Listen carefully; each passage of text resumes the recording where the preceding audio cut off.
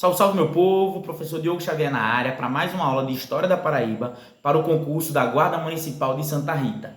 Na aula de hoje nós iremos trabalhar sobre os holandeses na Paraíba. Então, a gente está aqui com essa série de vídeos para você que vai fazer esse concurso, tá certo? E já chega aqui curtindo, comentando o nosso canal. Então, se você não conhece o nosso canal, já deixa aquela curtida, já chega junto, porque isso ajuda muito o nosso canal a crescer e a se desenvolver, beleza? E dizer para vocês também que a nossa apostila está disponível. Então, você que tem interesse numa apostila completa de História da Paraíba, com conteúdo e questões, pode mandar mensagem para mim através do meu WhatsApp, que fica aqui na descrição, para ter acesso a esse material, beleza? Então, a gente hoje vai trabalhar sobre esse período aí com vocês, tá certo? E, posteriormente, também teremos aula de Sociologia, posteriormente teremos aulão, tudo isso aqui para vocês, ok? Então, vamos nessa, meu povo. Quando a gente fala sobre holandeses, lembra do seguinte, ó, para ficar bem definido aqui. Século XVI, 1500 e pouco, a gente tem as invasões francesas, beleza. Século XVII, 1600 e pouco, mais especificamente 1630, os holandeses invadem o Brasil, invadem o Nordeste brasileiro, certo? Quando os holandeses vêm, o que causa isso? Vamos lá. Os holandeses, eles invadem, eles constroem o Nordeste holandês. Então, muito cuidado com questão que sempre quer assim. Os holandeses dominaram apenas Pernambuco, apenas a Paraíba. Falso. É um pedaço muito grande, que vai até o Maranhão, tá certo? Ali do domínio, até o Ceará, na verdade, assim, do domínio holandês no Brasil. O que esse domínio traz? O que esse domínio traz para o Nordeste? Eles vão vir atrás da cana-de-açúcar, ok? Então, eles querem cana-de-açúcar. Os holandeses são fissurados nisso. Eles querem cana, beleza. E aí, para além disso, para além dessa relação, o que vai acontecer nesse período? Eles vão dominar o território, trazendo liberdade religiosa. Isso é muito importante. Por quê? Os holandeses, eles são protestantes. Muito cuidado. São protestantes, calvinistas. Quando eles chegam aqui, o Brasil era o quê? Posto em Portugal, era católico. Eles dão liberdade religiosa. Então, coexistem aqui. Protestantes, católicos e judeus. Por quê? O interesse nos judeus era muito grande, porque os judeus, eles tinham muito dinheiro. Então, eles constroem uma sinagoga, tudo isso acontece aqui no Nordeste holandês nesse período, e acontece na Paraíba também, tá certo? Então, você tem uma dominação holandesa na Paraíba, pelo amor de Deus, não se esqueçam dessa relação aqui. Então, vai haver uma dominação holandesa na Paraíba, sim, com toda certeza, isto vai acontecer nesse período, beleza? E aí, para além disso, para a gente conseguir entender esse processo que está acontecendo aí, nós vamos ter um período de crescimento econômico, mas esse crescimento econômico, ele acontece também com base em muitas guerras. Então, é um desenvolvimento da Holanda, mas o estado da Paraíba, ele vai entrar numa crise grande. Por quê? Porque quando os holandeses chegam, são 7 anos de conflito. Eles vão fazer guerra. Muitos escravos fogem, muitos engenhos são queimados, muito engenho destruído. Você vai ter uma desagregação muito grande. É guerra, minha gente. 7 anos de conflito. Então, nesses 7 anos, o que a gente vai ter é uma destruição. Então, a produção ela cai. Depois, os holandeses vão dar uma levantada. Mas você vai tendo esse processo inteiro que vai estar acontecendo aqui na Paraíba nesse momento. Justamente por conta disso, por conta dessa presença holandesa. E aí vai ter esse período de 7 anos de guerra. Depois você vai ter 7 anos de Nassau, que é um momento de desenvolvimento. Mas cuidado. Nassau foca o seu desenvolvimento na cidade de Recife. É até errado dizer que é em Pernambuco, porque ele foca mesmo em Recife. Isso vai aumentar a cidade de Recife, beleza. Mas isso não causa um desenvolvimento em todo o Nordeste holandês. Isso não vai acontecer. Não causa um desenvolvimento em todo o Nordeste holandês nesse período, o que causa o desenvolvimento da cidade de Recife, ok? E aí depois você vai ter os 10 anos, mais ou menos 10 anos, de conflito para a expulsão dos holandeses, que a gente pode chamar, em muitos lugares é chamado de restauração pernambucana, muitas vezes é chamado desse jeito, a guerra de insurreição, que é a expulsão dos holandeses. E eles são expulsos da Paraíba, são expulsos de Pernambuco e vão embora, beleza? Voltou tudo ao normal? Não. Primeiro, foram 10 anos de guerra. O que tem? Guerra, crise, destruição, fuga de escravos. Então, os senhores de engenho, eles estão mal financeiramente. Só que, ao mesmo tempo que isso acontece, os holandeses são expulsos e vão para onde? Para as Antilhas. São uma série de ilhas ali no Atlântico que eles vão produzir açúcar. Então, quando tem concorrência, o que acontece com o preço? Desaba. Foi isso que aconteceu com o preço do açúcar. Ele desabou. Então, péssimo para os produtores de cana-de-açúcar da Paraíba e do Nordeste como um todo, mais uma vez. Além disso, foi encontrado ouro na região das Minas Gerais aqui no Brasil. Então, Portugal meio que esqueceu o Nordeste e focou no Sudeste. Péssimo mais uma vez para cá. Aí vamos para uma coisa que é muito importante. Qual é o que deixa, qual o legado dos holandeses aqui nessa questão religiosa?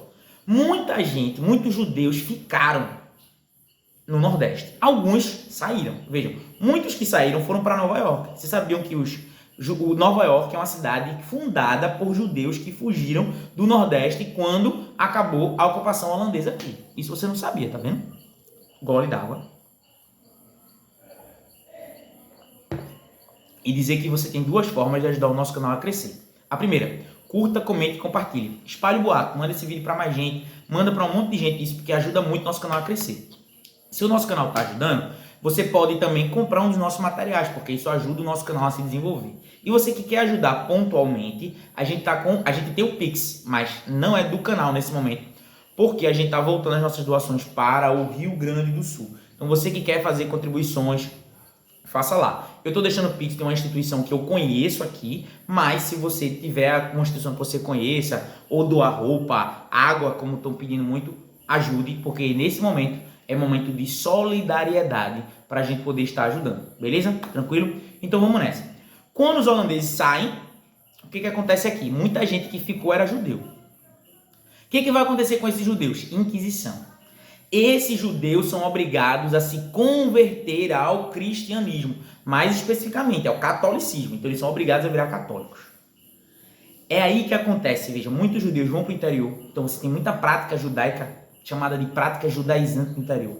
Você também tem na capital prática judaizante, como por exemplo, essa coisa da gente não comer muita carne de porco. Já perceberam isso? Como em alguns lugares do Brasil, ou a Minas Gerais, se come carne de porco adoidado. Nessa região, Pernambuco, Paraíba, não se come muita carne de porco. Por quê? Prática judaizante. Ah, professor, mas é remoso, é isso e aquilo. De onde é que vem essa tradição? De que aquilo é remoso e tal. Isso é uma tradição judaica. Quer ver outra tradição judaica que a gente tem? Todo mundo aqui, quando era criança, já ouviu da mãe, do pai, do avô, dizendo assim, não aponta para a estrela que isso nasce verruga. Todo mundo já escutou isso. Por que isso? Porque o judeu, ele sabia o dia sabático, que é o nosso sábado, que é o dia do descanso, quando a terceira estrela aparecia no horizonte. Então, muitas vezes as crianças judias ficavam, olha, mãe, é a estrela. Aí o vizinho olhava e dizia, ô, gente, se ele está olhando estrela, ele é judeu. Aí a Inquisição ia lá, fazia o que com ele? Dava uma lição de casa? Não. Muitas vezes tirava tudo deles e matava. Então, quando hoje você diz, apontar para a estrela nasce verruga, isto é uma prática judaizante que existe, tá certo? E que todos nós aprendemos, na verdade, quando a gente era criança. Então, tudo isso vai estar acontecendo para a gente entender. Então, a Inquisição, ela serve para quê? O que é a Inquisição?